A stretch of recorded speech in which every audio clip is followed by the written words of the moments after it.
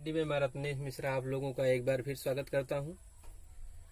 आज हम past tense का सेकंड पार्ट पास्ट कंटिन्यूअस पढ़ाने वाले हैं।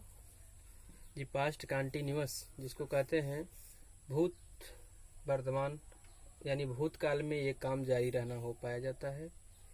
इस टेंस की पहचान है, इस टेंस के हिंदी वाक्यों के अंत में रहा था, रही थी, रहे थे शब्द आते हैं और काम होने का समय नहीं दिया होता है। अगर काम होने का समय दे दिया जाएगा तो ये पास्ट परफेक्ट कंटिन्यूअस हो जाएगा, इसलिए काम होने का समय नहीं दिया मिलेगा तो ऐसे वाक्य ही पास्ट कंटिन्यूअस टेंस कहलाते हैं। इसका ट्रांसलेट करने का रूल है, ये देखिए असर्टिव सेंटेंस।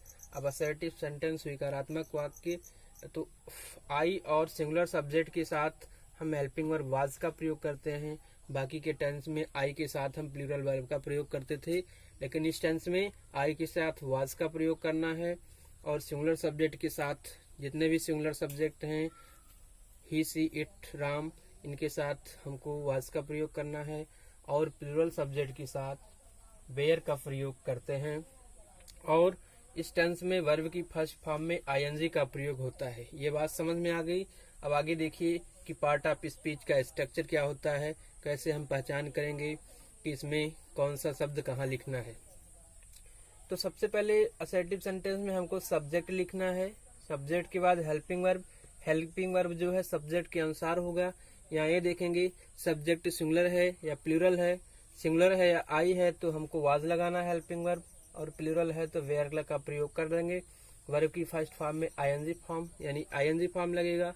ऑब्जेक्ट और ऑब्जेक्ट के बाद अगर कोई अतिरिक्त शब्द है तो उसको हम लास्ट में लिखते हैं। फॉर एग्जाम्पल उदाहरण के लिए राम पत्र लिख रहा था तो यहाँ पे सब्जेक्ट कौन है, पत्र कौन लिख रहा था, प्रश्न करेंगे हमको मिल जाएगा उत्तर राम लिख रहा था, तो राम हमारा हो गया सब्जेक्ट। अब राम क्या लिख रहा था, राम पत्र लिख रहा था, तो पत्र हमारा हो गया ऑब्जेक्ट। राम के द्वारा लिखने का काम हो रहा है तो लिखने का काम हो रहा है तो राइट का फर्स्ट फॉर्म में आईएनजी लगाएंगे, राइटिंग हो जाएगा। राम सिंगुलर सब्जेक्ट है, वाज का प्रयोग करेंगे। ऑब्जेक्ट हमारा लास्ट में जाएगा ए लेटर। ये बात समझ में आ गई। राम पत्र लिख रहा था, Ram was writing a letter. देखिए सेकंड एग्जांपल, यहाँ पे हमने सेकंड एग्जांपल लिया है, तुम्हारा भाई दिल्ली जा रहा था। कौन दिल्ली जा रहा था, प्रश्न कीजिए कौन दिल्ली जा रहा था, तो कौन के उत्तर में हमारा मिलेगा तुम्हारा भाई। ये हो गया हमारा सब्जेक्ट। क्या हो गया, तुम्हारा भाई, ये हो गया हमारा सब्जेक्ट। तो योर ब्रदर सब्जेक्ट के स्थान पे लिख लेते हैं। अब ये योर ब्रदर सिंगुलर सब्जेक्ट है तो इसके लिए हम वाज का प्रयोग करेंगे। जाना, जा रहा था, तो जाना क्रिया में गो होता है, गो का आईएनजी फॉर्म लगेगा तो गोइंग। कहाँ जा रहा था, दिल्ली जा रहा था, ऑब्जेक्ट के स्थान पे टू दिल्ली का प्रयोग कर देंगे।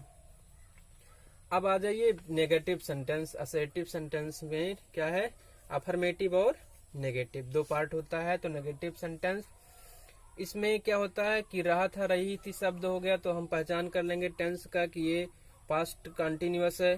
अब इसके साथ अगर वाक्य में नहीं शब्द भी जुड़ा है तो ये नेगेटिव हो जाता है।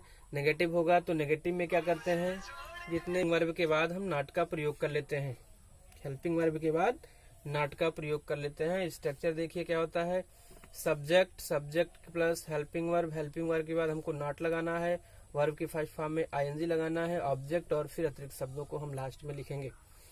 यानी अफर्मेटिव और नेगेटिव में ज्यादा डिफरेंस नहीं है, केवल नहीं शब्दों के लिए हम नॉट का प्रयोग हेल्पिंग वर्ब के बाद करते हैं। बाकी दोनों सेंटेंस टाइप एक जैसे ही मैच करते हैं। देखिए एग्जाम्पल, राम पत्र लिख रहा था तो Ram was writing a letter. Ram आपका हो गया सब्जेक्ट, वाज सिंगुलर वर्ब का सिंगुलर हेल्पिंग वर्ब हो जाएगा। इसके बाद हमको क्या लगाना, एड वर्ब नॉट लगाना है हेल्पिंग वर्ब के बाद, और वर्ब की फर्स्ट फॉर्म में आईएनजी, राइट का राइटिंग हो जाएगा, ऑब्जेक्ट हमारा ए लेटर हो जाएगा। दूसरा एग्जाम्पल से इस बात को स्पष्ट करते हैं, तुम्हारा भाई दिल्ली नहीं जा रहा था। अब देखिए नहीं शब्द आ गया, ये नेगेटिव बता दिया, तो नेगेटिव बता दिया तो ये सब्जेक्ट देखिए योर ब्रदर, इसके बाद सिंगुलर सब्जेक्ट है, वाज का प्रयोग, एडवर्ब नॉट लगाइए, इसके बाद गो का फर्स्ट फॉर्म में आईएनजी, और कहाँ जा रहा था, दिल्ली जा रहा था, तो दिल्ली का प्रयोग कर देंगे। अब देखते हैं हम इंट्रोगेटिव सेंटेंस। इंट्रोगेटिव सेंटेंस में फर्स्ट टाइप, चूंकि इंट्रोगेटिव सेंटेंस दो प्रकार का होता है, फर्स्ट टाइप और सेकंड टाइप। यानी फर्स्ट टाइप को हम यस नो टाइप सेंटेंस भी कहते हैं और सेकंड टाइप को WH टाइप सेंटेंस कहते हैं। अब देखिए फर्स्ट टाइप सेंटेंस की पहचान हम कैसे करेंगे। इनके हिंदी वाक्यों के प्रारंभ में क्या आता है, क्या शब्द। हिंदी वाक्यों के प्रारंभ में क्या शब्द आता है, तो इसका ट्रांसलेट करने का नियम क्या होता है, जो क्या शब्द आया है उसकी हम अंग्रेजी व्हाट ना लिख करके हेल्पिंग वर्ब का प्रयोग हम सबसे पहले कर लेते हैं। हेल्पिंग वर्ब का प्रयोग सब्जेक्ट के पहले होता है। स्ट्रक्चर देखिए क्या है, स्ट्रक्चर है हमारा हेल्पिंग वर्ब। हेल्पिंग वर्ब के बाद हमको सब्जेक्ट लगाना है, वर्ब की फर्स्ट फॉर्म में ING लगाना है, ऑब्जेक्ट और फिर अदर वर्ड के साथ क्वेश्चन मार्क लगाना अनिवार्य है। अगर क्वेश्चन मार्क नहीं लगाए तो हमारा इंट्रोगेटिव सेंटेंस गलत हो जाएगा। फॉर एग्जाम्पल उदाहरण देखिएगा, क्या वे तुम्हें बुला रहे थे, क्या वे तुम्हें बुला रहे थे और क्वेश्चन मार्क लगा है, तो क्वेश्चन मार्क तो हमारी पहचान हो गया, इंट्रोगेटिव सेंटेंस है। अब ये देखिए क्या शब्द लगा हुआ है, ये फर्स्ट टाइप इंट्रोगेटिव की संकेत करता है, तो हम क्या लगाएंगे, देखेंगे सब्जेक्ट क्या है, सिंगुलर या प्लूरल, तो वे सब्जेक्ट आपका प्लूरल है, इसलिए दे है और दे के पहले हम वेयर का प्रयोग करेंगे। प्लूरल सब्जेक्ट के साथ प्लूरल वर्ब का प्रयोग होता है। अब देखिए वर्ब का फर्स्ट फॉर्म में ING लगाना है, बुला रहा, तो बुला रहा में कॉलिंग हो जाएगा और ऑब्जेक्ट है, किसे बुला रहा था, तुम्हें बुला रहा था, यू, और इसके बाद क्वेश्चन मार्क लगाना है। सेकंड एग्जांपल देखिए, क्या किसान खेत जोत रहा था, तो यहाँ पर भी हमको क्या के लिए द फार्मर के पहले हम क्या लगाएंगे, वाज का प्रयोग कर देंगे, प्लोइंग द फील्ड ये लिखेंगे, उसके बाद क्वेश्चन मार्क लगा देंगे। अब देखिए सेकंड टाइप इंट्रोगेटिव क्या है, तो सेकंड टाइप इंट्रोगेटिव में होता है हिंदी में प्रश्नवाचक शब्द वाक्य के बीच में आते हैं और ट्रांसलेट करते समय इनकी अंग्रेजी हम सबसे पहले लिखते हैं।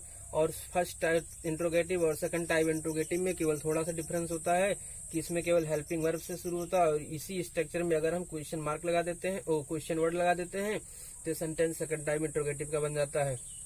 इसमें देखिए स्ट्रक्चर क्या है, क्वेश्चन वर्ड के बाद हमको हेल्पिंग वर्ब लिखना है। हेल्पिंग वर्ब किसके अनुसार होगा, सब्जेक्ट के अनुसार होगा।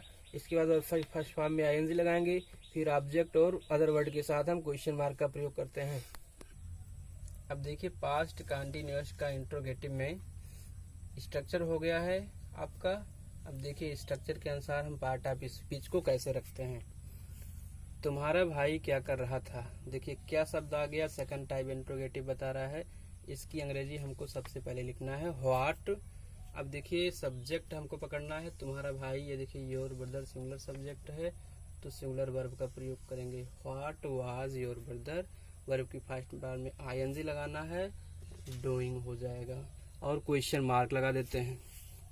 इसके बाद सेकंड सेंटेंस है, तुम्हें अंग्रेजी कौन पढ़ा रहा था, यहाँ पे हु के साथ अपवाद होता है क्योंकि हु सब्जेक्ट और क्वेश्चन वर्ड दोनों का काम करता है, इसलिए सब्जेक्ट यहाँ पे गायब हो जाता है। अब देखिए कौन की इंग्लिश सबसे पहले लिखेंगे, तो ये हो गया आपका हु, ठीक। हु के साथ, who co singular subject singular कहते हैं, सिंगुलर के लिए प्रयोग होता है सब्जेक्ट के रूप में, तो इसके साथ वाज का प्रयोग कर लेंगे, हु वाज।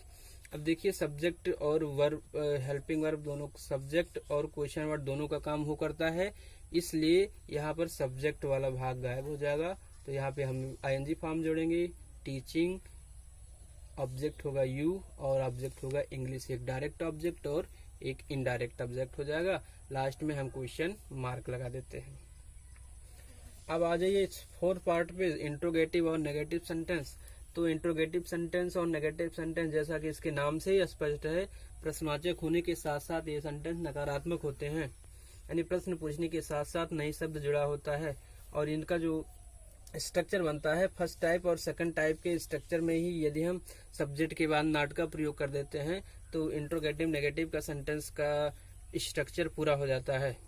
उदाहरण देखिए एग्जाम्पल के लिए, क्या वह निबंध नहीं लिख रहा था। आप देखिए प्रश्न भी किया गया, क्या वह निबंध लिख रहा था और नहीं लिख रहा था, तो प्रश्न पूछने के साथ साथ नेगेटिव भी है।